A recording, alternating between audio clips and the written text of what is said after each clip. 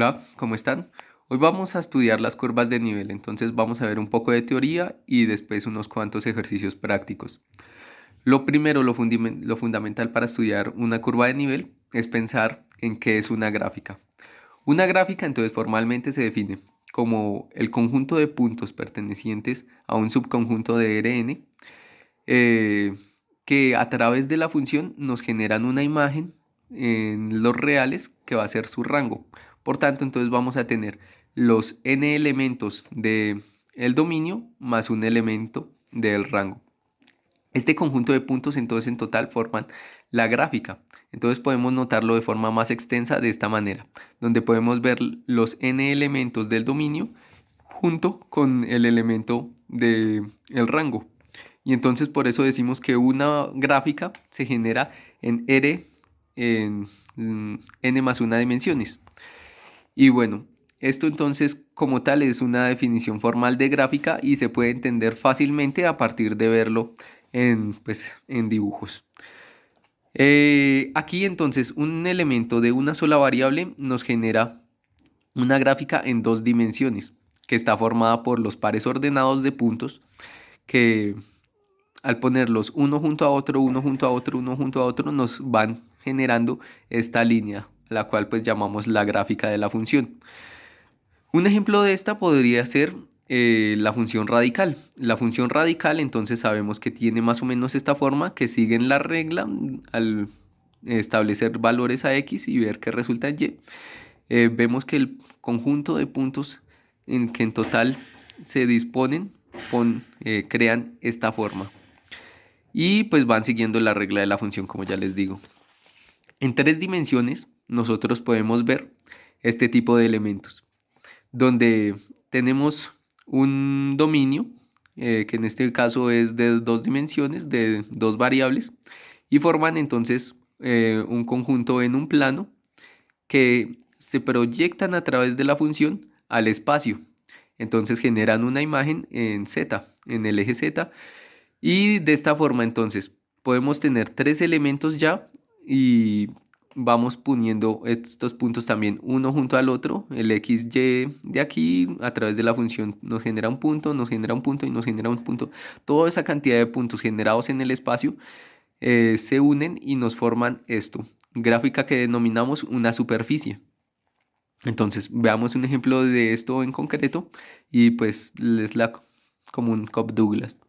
La común Cobb-Douglas, entonces, viene a partir de los ejes, va creciendo y va saliendo hacia afuera, a partir de cómo van creciendo esto, ¿no? Que bien son el trabajo, cae el capital y ella va creciendo desde aquí, desde los ejes. Tal vez un poco como esta, tal vez más inclinada. Entonces, más o menos esta es la noción de la gráfica de Cobb-Douglas y son importantes porque a partir de ellas podemos formar curvas de nivel. Entonces, pero ¿cómo formamos una curva de nivel? Nosotros utilizamos un artilugio matemático que que es importante porque muchas gráficas son difíciles de imaginar, no son elementos que una persona normalmente pueda decir cómo son, y más cuando no habían calculadoras graficadoras, ¿no? Obviamente son ellas las que piensan, pero nosotros podemos pensar, bueno, ¿cómo es la forma de la función a través de este artilugio? Las trazas que se tratan de eliminar variables para poder trasladar un elemento que está en 4 dimensiones a 3 dimensiones, un elemento que está en 3 dimensiones a 2 dimensiones, y de esa forma poder tener una noción de qué es lo que estamos graficando, qué es lo que queremos estudiar, qué es lo que queremos entender. Entonces, bueno, vamos para unos ejemplos.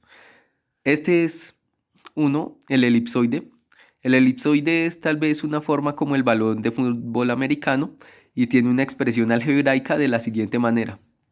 Las trazas entonces se tratan de eliminar una variable y ver cuál es la forma funcional que nos queda.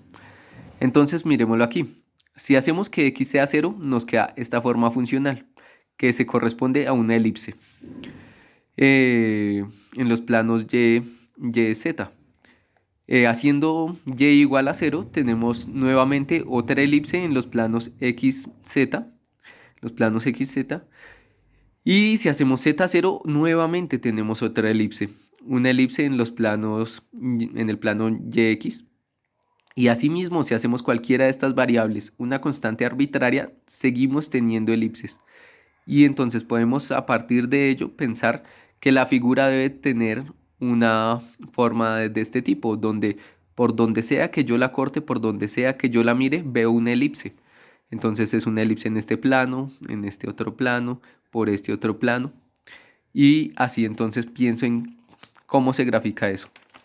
Otro ejemplo es este elemento. Vamos a mirar primero las trazas. Entonces, esto se denomina un hiperboloide de una hoja, perdón, la H. Un hiperboloide de una hoja. Entonces, si lo estudiamos a partir de trazas, miramos entonces que al quitar, al reducir este número, tenemos entonces que esto nos da una hipérbola. Una hipérbola en los ejes Y y Z, en el plano YZ.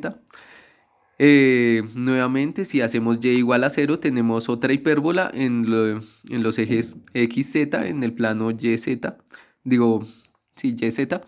Listo. Entonces, eso en estos planos, pero en el plano xy, cuando z es igual a 0, nosotros lo que tenemos es una elipse.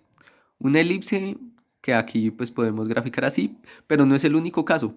Si en este caso, si z es igual a una constante arbitraria cualquiera, nosotros podemos entonces encontrar más elipses, entendiendo que nosotros si cortamos más arriba en el eje o más para abajo, podemos encontrar más elipses. Igual sucedería en esto si lo ponemos como una función arbitraria, encontraríamos más, más hipérbolas. Más hipérbolas para arriba, para abajo, y entonces notamos que se genera un elemento de este tipo, donde en la mitad, en el plano XY, tenemos elipses, y si continuamos el corte hacia arriba, vamos a notar que generamos más elipses, y hacia abajo generamos más elipses. Ustedes pueden pensar esto como el cuello de un reloj de arena, donde pues hacia arriba o hacia abajo ustedes tienen elipses, pero si lo cortan así transversalmente, van a obtener hipérbolas. Otro ejemplo es el paraboloide hiperbólico o hiperboloide de dos hojas.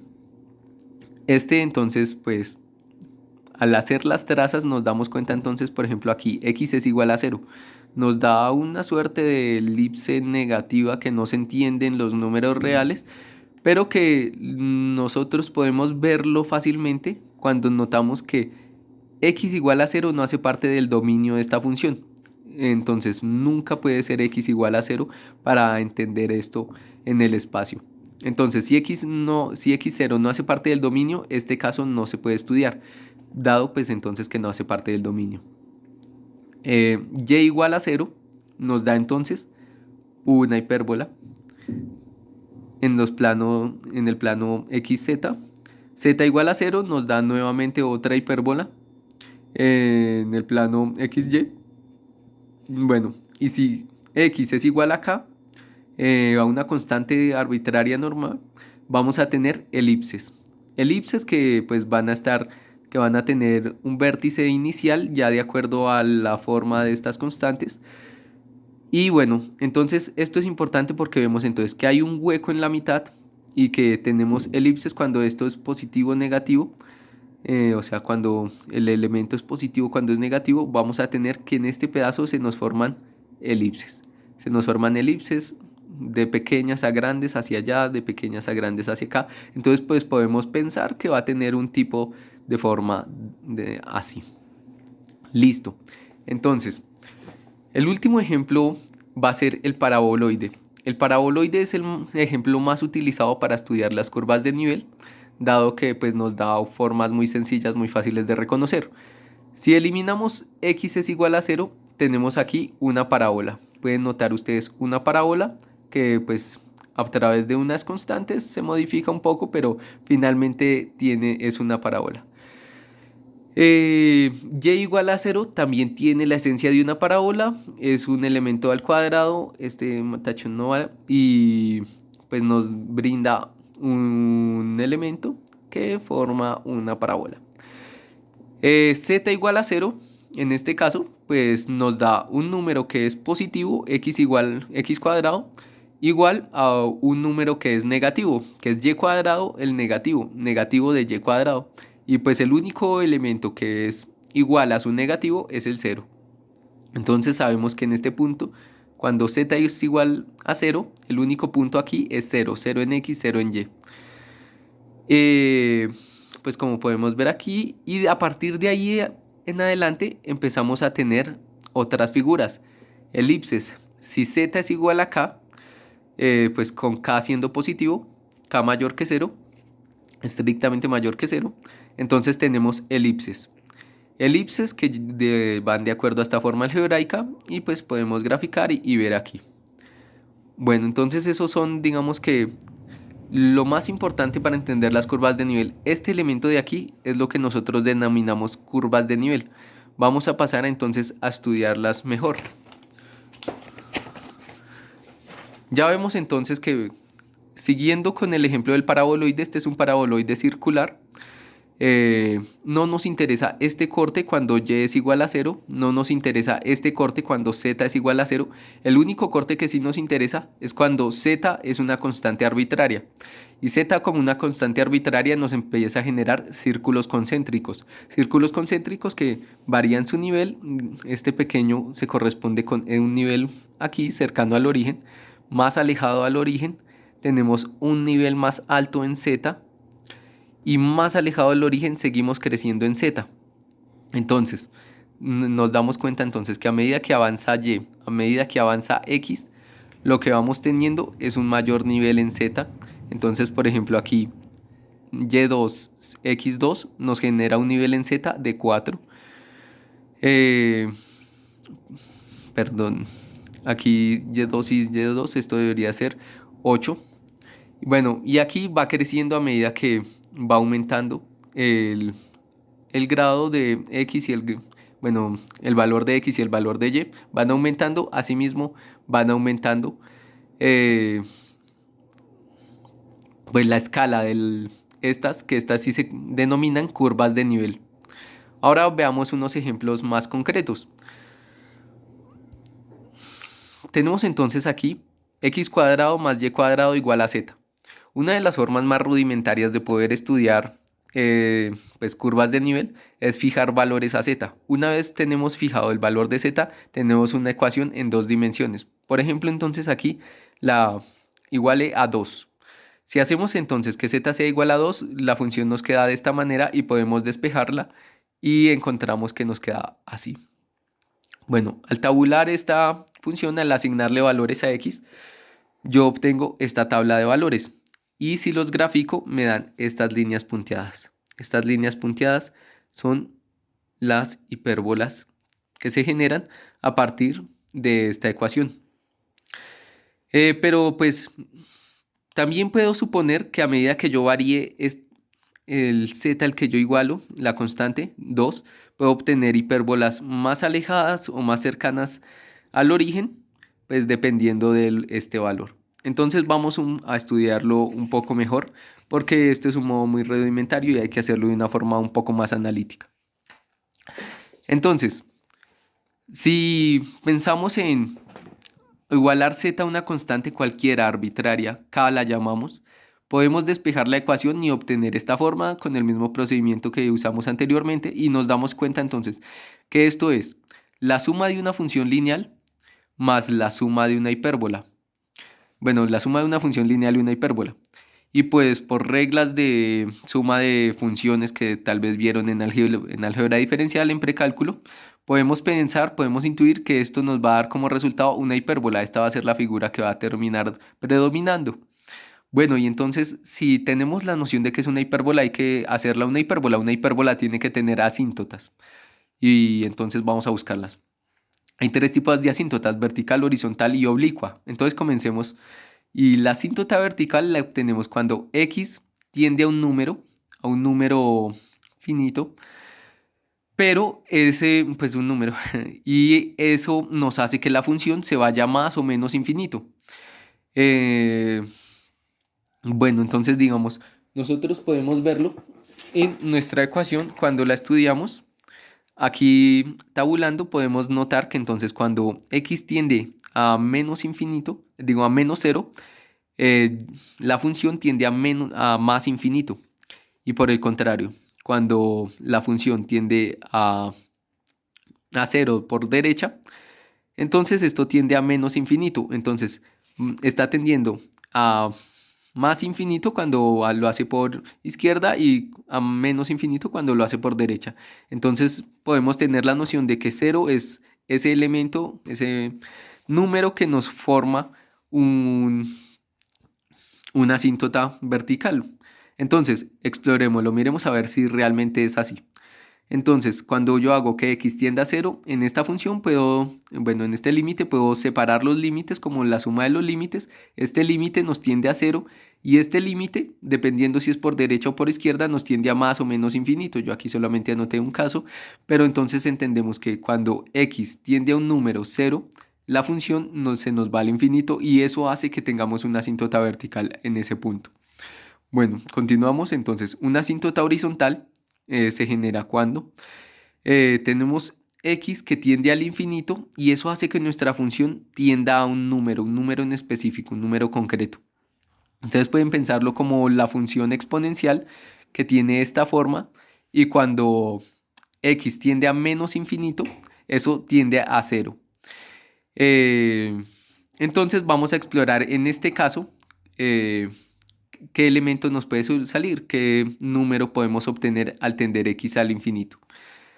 Entonces, si x tiende al infinito, podemos separar este límite nuevamente como la suma de los límites y tenemos que esta función, cuando el límite tiende al infinito, se hace cero, digo, va para el infinito, y cuando esta función va hacia el infinito, esto se va haciendo cada vez más grande y va reduciendo cada vez más esta k, por tanto va a ir a cero.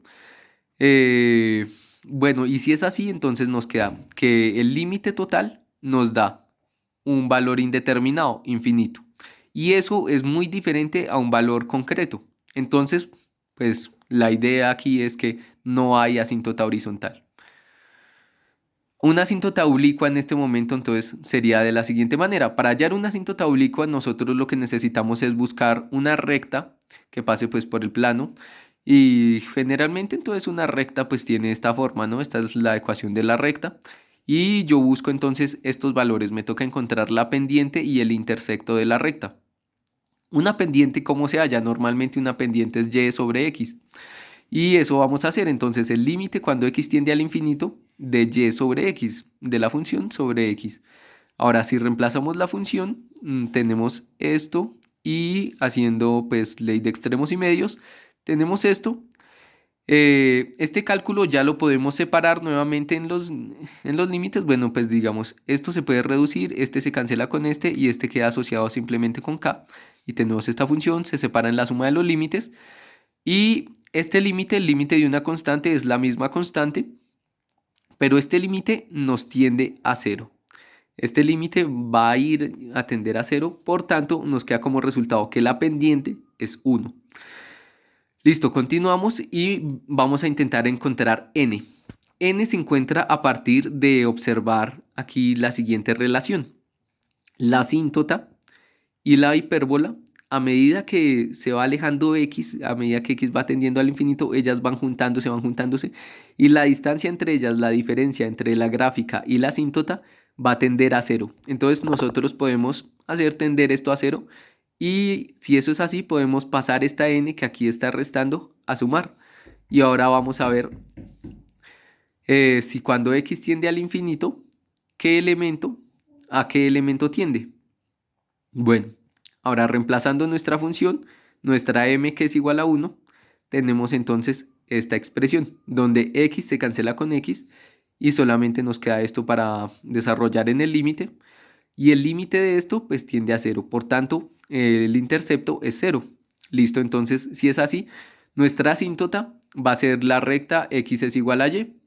Y entonces pasamos entonces ahora a graficar. Bueno, primero entonces, ya que no tenemos una asíntota horizontal, podemos suponer que vamos a tener un corte con ese eje. Entonces, si suponemos eso, el eje X es cuando Y es igual a 0, se da en ese momento.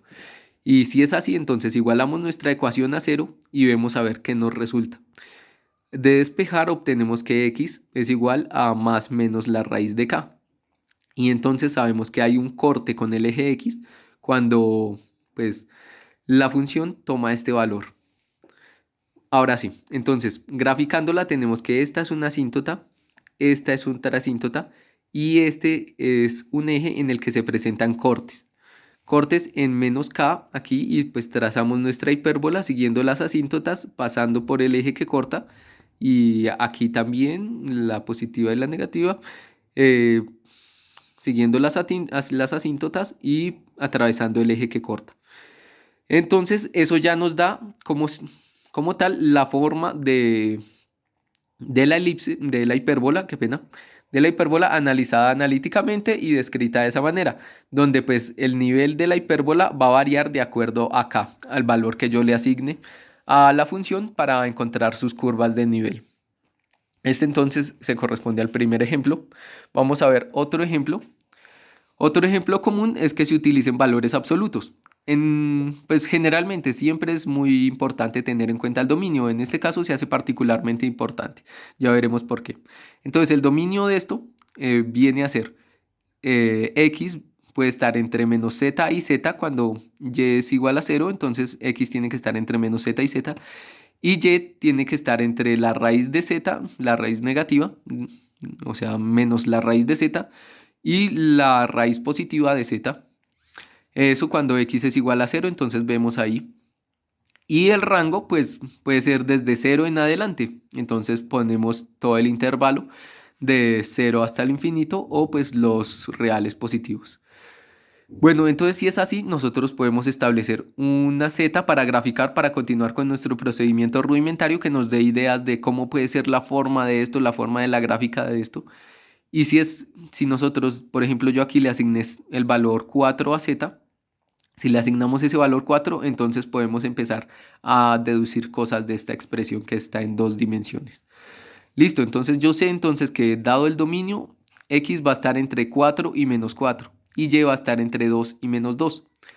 Entonces nos aparecen un par de casos.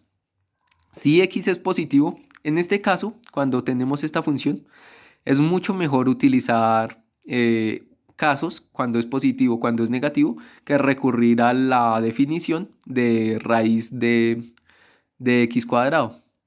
Entonces, esa no nos conviene tanto, por lo que voy a utilizar casos. Entonces, si x es positivo, esta función queda exactamente igual. Y siempre va a ser positivo, por tanto, el valor absoluto, pues, no es que termine haciendo mucho ahí.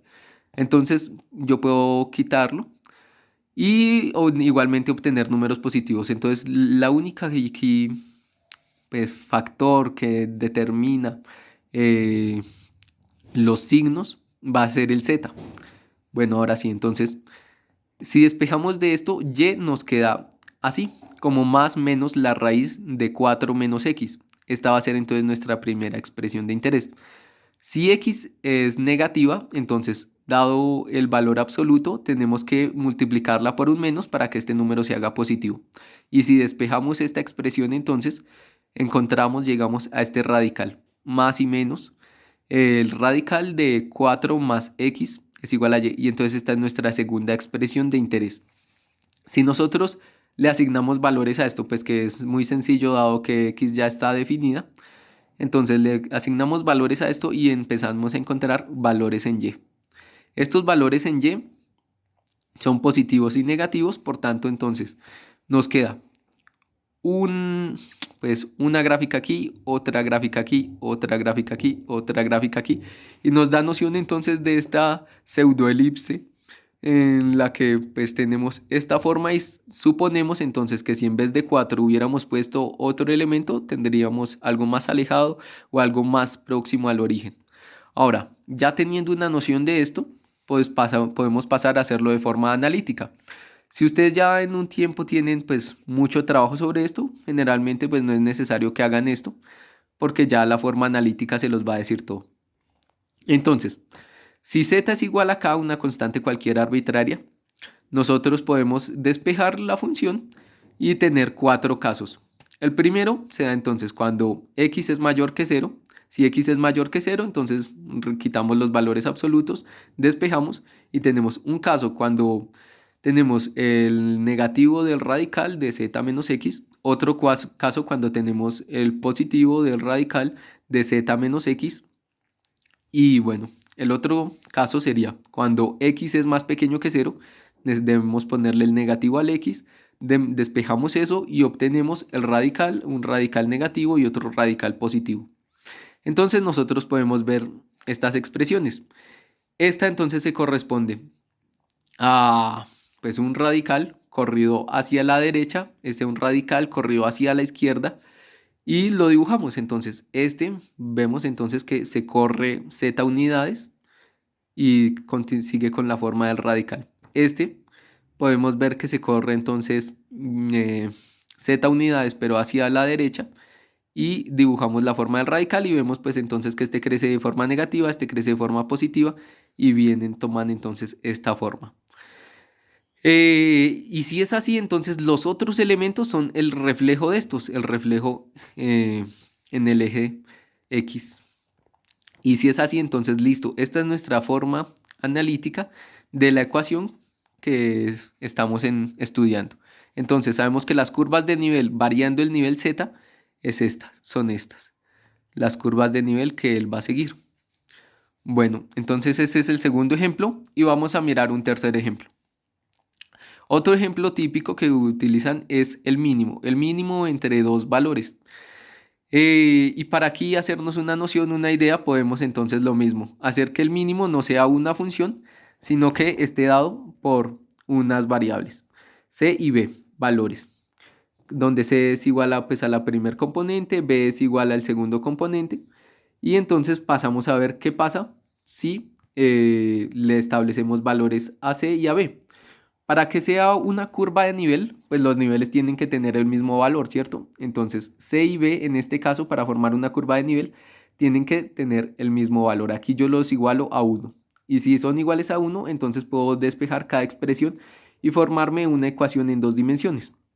Aquí el primer término C, tenemos entonces que al despejar, al pasar a restar, pasamos esto a multiplicar y tenemos esta expresión. Aquí lo mismo en B, dada la expresión de B, reemplazamos B con 1, dado que el supuesto que hicimos, y empezamos a despejar. Despejamos, pasamos a multiplicar y obtenemos esta segunda ecuación.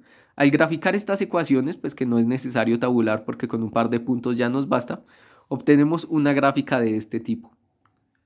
La gráfica de este tipo entonces se va a corresponder con las curvas de nivel para esta función mínimo, donde el mínimo lo establece, o sea, yo a pesar de que puedo tener esta combinación de elementos en C, esta combinación de elementos en B, no importa si yo tengo más de estos, porque a la final va a definir el punto donde ellos se intersectan, el mínimo punto donde ellos se intersectan, que pues es uno solo.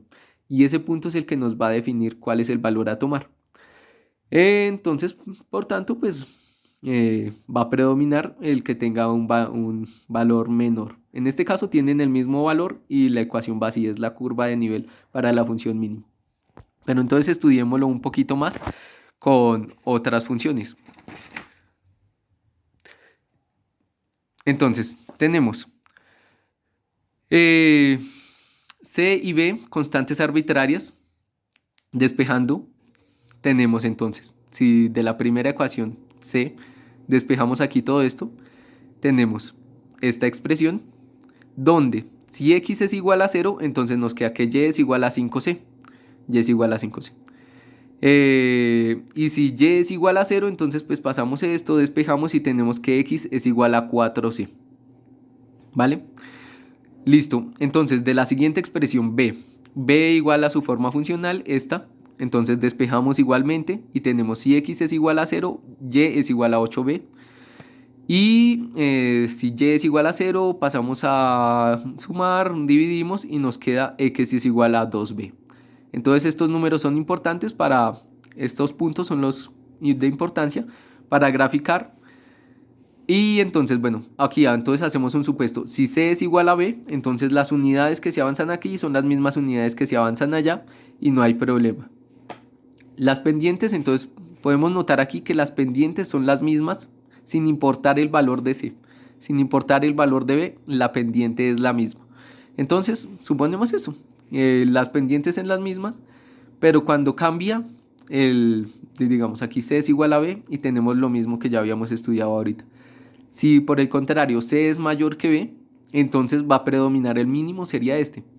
Y la curva de nivel tendría esta forma, pues digamos la gráfica tendría esta forma de cierta manera. Si B por el contrario es mayor que C, la curva se traslada de esta manera, como que va moviéndose de un sitio a otro. Pero entonces esto es engañoso. ¿Cómo hacemos para entender esto? Graficamos completamente todo. Y vemos entonces aquí las curvas de nivel. Y podemos ver entonces que si por ejemplo aquí en el caso de que B es mayor que C, lo que tenemos es que la gráfica termina cayendo en el nivel 2. El nivel 2 es el que va a determinar el mínimo. Y pues esa va a ser entonces nuestra expresión escogida, donde predomina el nivel más bajo. Predomina el nivel más bajo porque él es quien pues se establece el punto de corte, el punto de quiebre en esa función.